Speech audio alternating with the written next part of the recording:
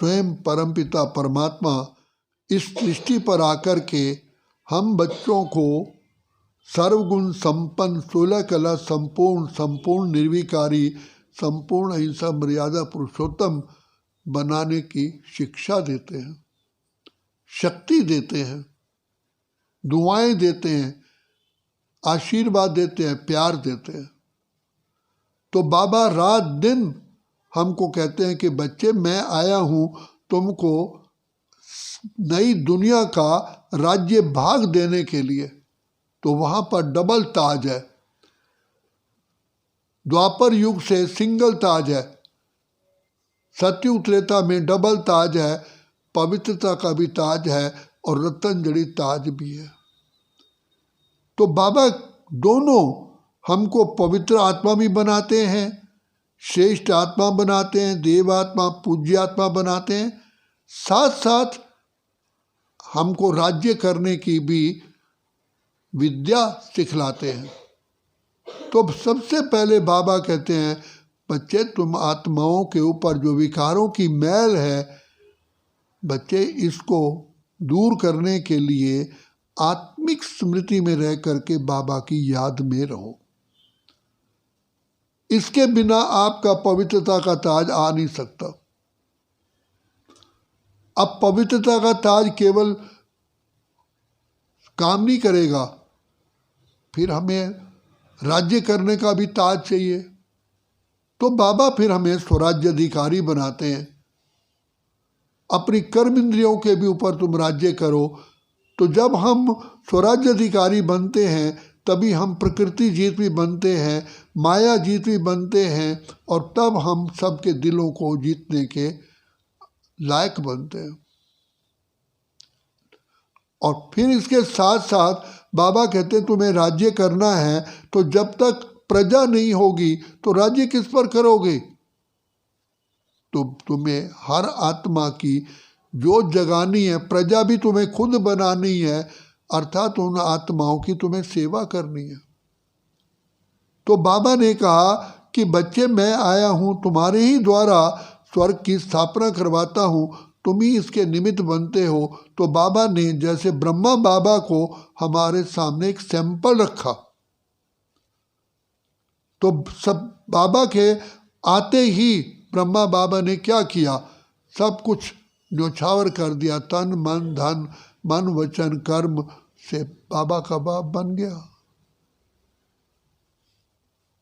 तो बाबा ने कहा अब तुम्हें नई दुनिया के लिए ही सब कुछ करना है, क्योंकि ये पुरानी दुनिया तो जानते हो विकारों के वशीभूत है, माया रावण का राज्य है।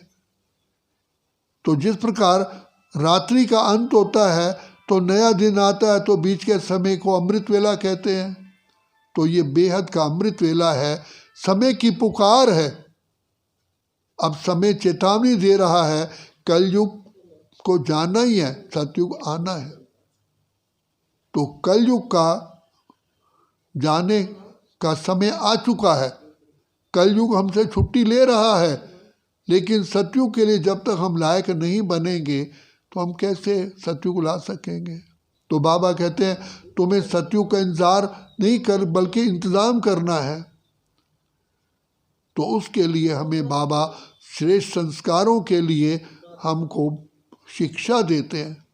इसलिए बाबा बार बार कहते हैं कि बच्चे तुम्हारे अंदर सिर्फ एक यही तात और लात लगी रहे कि मुझे स्वर्ग धरा पर लाना है, उसके लिए पहले मुझे खुद तैयार होना है। तो जब तक हम खुद तैयार नहीं होंगे तब तक संसार स्वर्ग कैसे बनेगा। जैसे एक जोत से दूसरी जोत जलती है, दूसरे से तीसरी, तभी तो दीपमाला होती है। तो बाबा ने हम बच्चों पर ये पहले सबसे पहले हमारे ऊपर जिम्मेवारी का ताज रखा है। तो इस वर्तमान समय सबसे पहले बाबा हमको पवित्रता का ताज पहनाते हैं, जिम्मेवारी का ताज पहनाते हैं, फिर भविष्य में जा कर के हम इस सृष्टि का राज्य भाग अर्थात ताज धारण करते हैं। तो जो आत्मा सेवा नहीं करेगी तो विश्व में राज्य कैसे करेगी।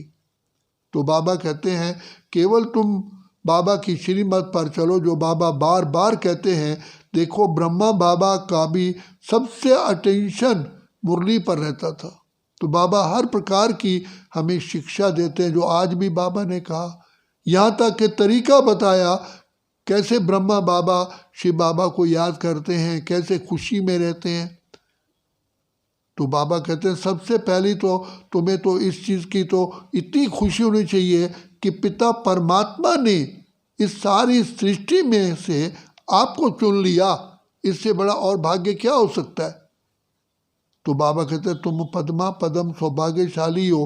कितना तुम्हारी बुद्धि में रहता है, वहाँ रे मैं, वहाँ मेरा बाबा, वहाँ ड्रामा, वहाँ मेरा भाग्य। तो बस बनाने वाला कौन है? बाबा है। तो बाबा हमारी छत्र छाया बन करके आए हैं। तो ज्ञान का सागर है तो दया का सागर भी है।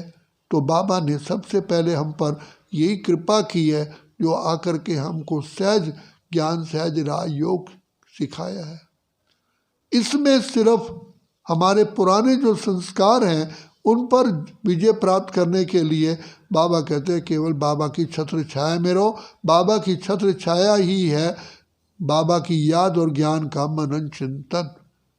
क्योंकि जिस प्रकार नाव में दो चप्पू होते हैं, एक चप्पू से नहीं चलता, ऐसे ही बाबा कहते हैं बच्चे ज्ञान बिना योग नहीं, योग के बिना ज्ञान नहीं।